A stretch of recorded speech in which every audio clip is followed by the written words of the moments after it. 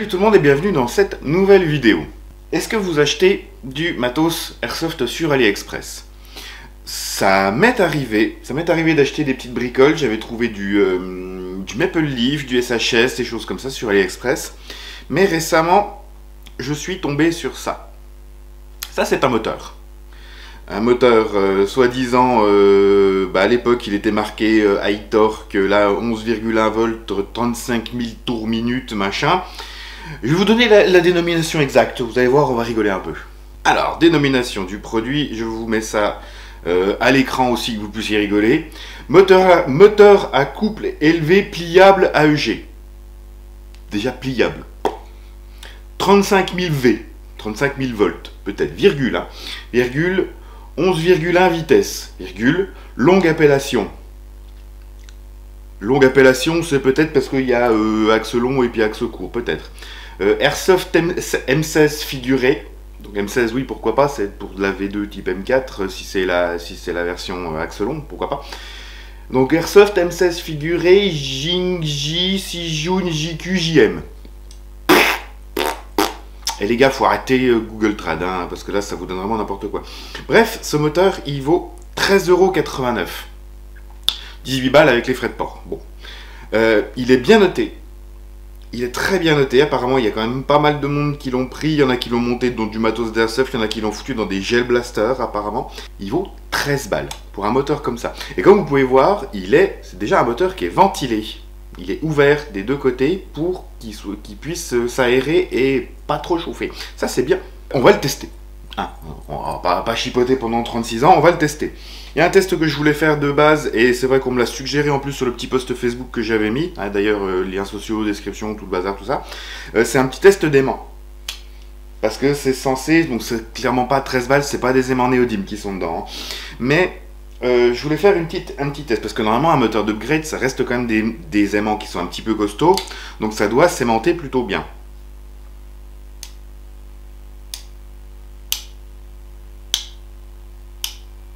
C'est pas violent. Et là, le pignon, il résiste vraiment pas beaucoup.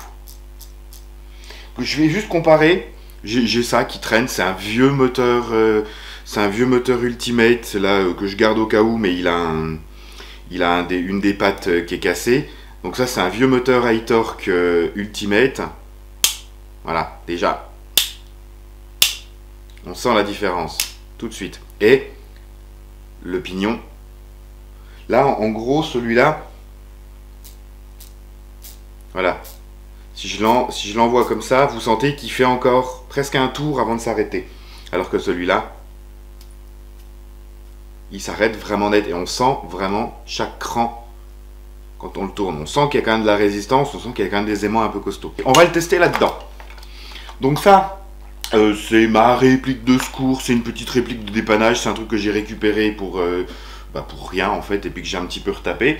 Donc c'est une petite base d'AKSU Sima, qui a un petit peu d'upgrade dedans. Il y a c'est un vieil upgrade qu'il y a dedans, mais ça marchait bien, du coup j'ai pas voulu non plus, pour une réplique bricolage, j'ai pas voulu faire grand chose.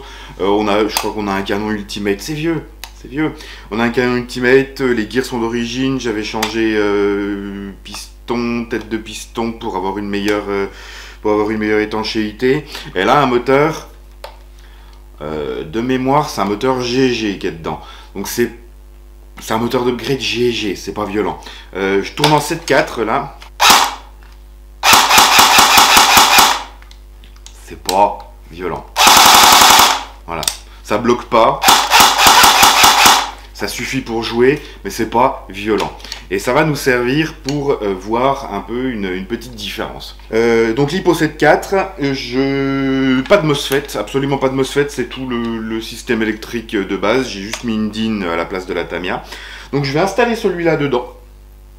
Et puis on va voir s'il y a une différence. Je me fais juste chier à devoir remettre après l'ancien parce que ça va pas aller. Ça marche bien, je le testerai un peu plus, je pense en partie, puis je vous ferai un petit rétexte dessus.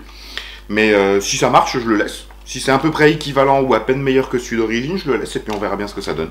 Bon, le démontage s'est fait bien plus rapidement que prévu parce que je pensais que le moteur était soudé, en fait il était mis avec des cosses. Donc voilà le moteur qui était dans la réplique. Donc ouais, GG Armement Powerful Motor. C'est un... Je sais pas si c'est un moteur d'upgrade de GG, je pense pas. Ça ressemble... Je pense que c'est plus un moteur d'origine de chez GG. Il est encore moins aimanté que le moteur AliExpress. Et là, le pignon, il tourne vraiment... ça tourne vraiment quasiment librement. Je pense que même les moteurs Cima d'origine des AK sont plus costauds que ça. Ça marche. Je suis déjà surpris parce que ça marche.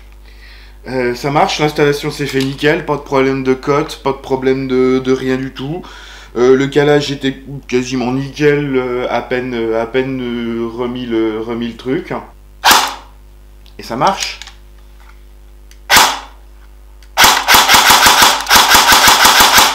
Et ça marche bien. Ça marche bien. Je suis surpris. On fait un petit comparatif quand même. Je sais pas si la différence va être vraiment flagrante, mais on va quand même comparer le semi, le full.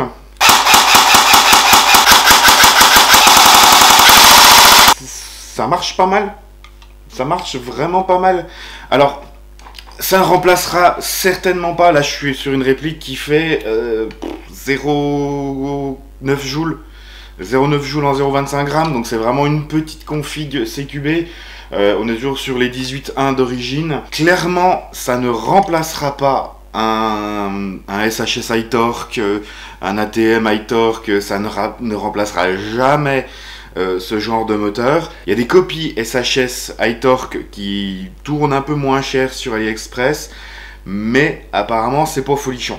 Apparemment il y a quand même de fortes chances que ce soit des faux et que ça marche pas très bien. Est-ce que je vous le conseille? Non, clairement pas. Mettez entre guillemets 18 balles avec les frais de port, mettez 12-13 balles de plus et puis achetez un ATM iTorque, un SHS iTorque, c'est clair que ça marchera beaucoup mieux. Ça marche, ça dépanne. Il n'y a pas... pour 13 balles, je lui en demande pas plus. Hein. J'avais envoyé, avant de reprendre la vidéo, j'ai envoyé un peu de full, histoire de voir si ça marche.